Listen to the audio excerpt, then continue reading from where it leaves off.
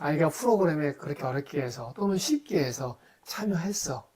그 아이가 이제 참여하는 동안 뭐 잠깐 요리처럼 하는 것도 있고 한 6개월 몇 달 동안 이렇게 꾸준히 가는 것도 있잖아요. 네. 그렇게 그 어떤 프로그램에 참여하는 동안에 부모님들이 꼭 가슴에 새기고 지켜야 할 원칙에 대해서 한번 알아보겠습니다. 네. 자, 일단은 이제 그래야 되지 않을까요? 한꺼번에 부모의 욕심껏 애가 이럴 수 있을 거야라고 욕심을 부리지 말아야 될 것 같아요. 그러니까 아이들마다 상태가 다를 텐데 그렇죠. 상황도 다르고요. 그래서 아이의 상황과 상태들을 좀 보면서 최대한 이제 차근차근, 그러니까 최대한 아이가 할 수 있도록 했으면 좋겠고, 이제 그러면서 차근차근 아이가 이제 어떤 아이의 주도권이랄까요? 이제 그것들을 점차 온전히 아이가 다 할 수 있도록 늘려가는 것들이 좀 필요하지 않을까? 그러니까 초반에는 이제 한꺼번에 되면 좋겠지만 그게 안 될 수도 있잖아요. 이제 그때는 좀 욕심을 버리고 그렇죠, 그렇죠. 네, 차근차근 아이가 할 수 있는 것부터 차근차근 좀 해나갈 수 있도록 도와주면 좋겠다. 뭔가를 제시했는데 아이가 선택을 하지 않을 수도 있잖아요. 그럼요. 그것도 인정하고 넘어가야 되는 것 그럼요. 같습니다. 예, 예. 사실은 하겠다고 뭔가 시도한 것 자체가 이미 뭐 네, 사실은 큰일이죠. 큰일을 한 거예요. 맞습니다. 네, 되도록이면 선생님 말씀대로 아이가 스스로 그중에 자기가 결정하고 뭔가 하고 또 다시 하고 선택하고 또 하고 이렇게 하는 길을 열어주는 것. 그러니까 저희 반에 이제 6학년 친구가 있어요. 6학년 친구죠. 6학년 친구인데 그 도움반 친구가 하나 있는데 이제 그 친구는 혼자서 글쓰기를 할 수가 없어요. 낱말 정도는 알지만 그러면 저랑 하는 글쓰기 시간은 이제 어떻게 하지? 하는 고민들을 했다가 적어도 아이가 무언가를 해볼 수 있도록 해야 될 것 같아서 아이를 나머지 친구들이 쓰는 사이에 저는 그 아이를 불러서 이제 어떤 글을 써볼까? 이번 주 있었던 일들을 이야기를 막 들어보고 같이 써요, 저랑. 같이 써서 이제 제가 그걸 주고 이제 그 아이의 시가 되는 거잖아요. 시화를 그려야 된다고 하면 거기다 아이가 그림을 그리기도 하고.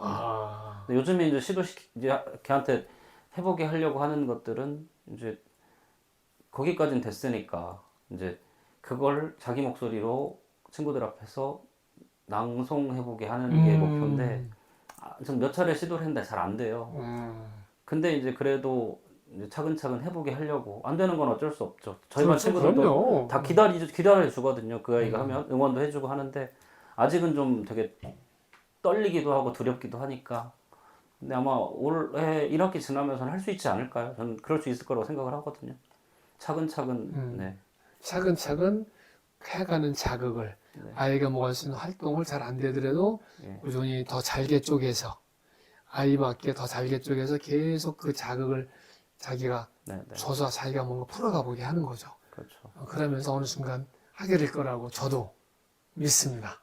그리고 다 같이 그렇게 믿고 있거든요. 우리 반 아이들도 다 같이 믿어주고 있기 때문에 지금 안 되더라도 할 수 있을 거라고. 이제 그 눈빛들을 다 느끼고 있기 때문에 그 친구도 모두가 그렇게 바라봐주고 있는 눈빛들을 느끼고 있기 때문에 아마 충분히 할 수 있을 거라고 생각해요. 내가 너를 기다리고 있어라는 말을 안 하지만 그렇죠. 그 많은 사람들이 반에 있는 친구들이 선생님이 부모님이 믿어주고 있을 때 그 기운이 결국엔 움직이죠. 그렇죠. 힘을 주고 이렇게 기다려주고 믿고 기다려줄 때 저는 아이 안에서 밖에서 강제로 시키는 게 아니고 그렇죠. 혼내거나 해서 강제로 가는 게 아니라 아이 속에서 올라오는 게 있다고 봅니다. 그리고 평생 가지고 갈 그것 저는 자생력이라고 봐요. 아, 그렇죠. 생명력이고 안에서 올라오는 그 힘은 우리가 흔히 말하는 내적 동기. 밖에서 누가 상장을 주고 먹을 걸 주고 그래서 하는 게 아니고 칭찬해줘서 하는 게 아니고 그렇죠. 내 안에서 올라와서 영원히 내가 갖고 갈 내 삶의 힘. 그러니까 그런 힘들을 만들어주는 게 너무 중요한 것 같아요. 그러니까 학교에서도 그렇고 가정에서도 그렇고 결국 아이의 삶을 생각해 보면 아이의 마음 밭들에서 그런 마음들이 일어나야지 무언가를 할 수 있는 거기 때문에 그런 힘들을 좀 키워주는 게 필요하겠다라는 생각이 듭니다. 그러니까 아까 글쓰기 동반 친구가 글 쓰는 거, 글씨 쓰고 발표하고 낭송하는 거 잘 안 되고 또는 언뜻 보면은 좀 또 친구들 중에 우리 아이가 수영을 그렇게 수영을 시작했는데 늦게 가기도 하고 또는 빠지지기도 하고 그렇죠. 왠지 가서도 뭔가 좀 성실하지 않게 하는 것 같기도 하고 그럴 때 우리 어른들이 빠지기 쉬운 말투, 표정, 부정적인 반응이 있죠. 그렇죠. 그거 참 안 좋은 거라고 생각이 들어요. 쉽진 않죠. 맞아요. 그럴 때 근데 이제 생각해보면, 그러니까 아이가 살아가는 게 음, 지금 이걸 했던 그 순간만 사는 게 아니잖아요. 그렇죠. 그래, 그래. 그 이후에 뭐 오늘뿐만 아니라 내일도 살고 그 다음도 계속 살아야 되기 때문에 사실은 저는 이제 지금 해버린 것들에 초점이 아니라 그 다음까지 초점을 맞춘다고 한다면 결국에 아이를 움직이게 해야 되잖아요. 네, 네, 네. 그렇다고 하면 좀 아이에게 좀 긍정적인 에너지들을 심어주는 게 필요하겠다. 아이가 할 수 있도록. 지금 잘 안 됐지만 네가 애쓴 것도 알고 이제 뭐 그렇게 해서 좀 아이의 마음들을 응원해 줄 수 있다면 좋겠다라는 생각이 들어요. 그래, 그러니까 그래. 오늘 수영장 가고 싶지 않아? 그래, 그래. 그동안 가느라고 수가 오늘 아주 쉬면 안 되겠니, 뭐? 그래. 그러면 그럴 때 네가 선생님께 연락을 드려봐.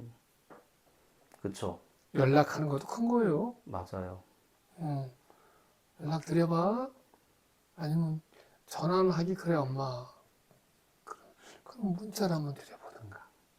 잘 써서 보내드려. 그러면 지가 알아서 뭐 쓰면서 약속하겠죠. 그렇죠. 그러면 그 다음에는 이제 하려고 하겠죠. 네. 지금은 그랬지만 음.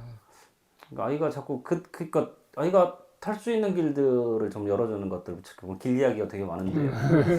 네, 좀 저는 길을 내주는 게 되게 중요한 것 같거든요. 아이가 성장할 수 있는 그렇죠.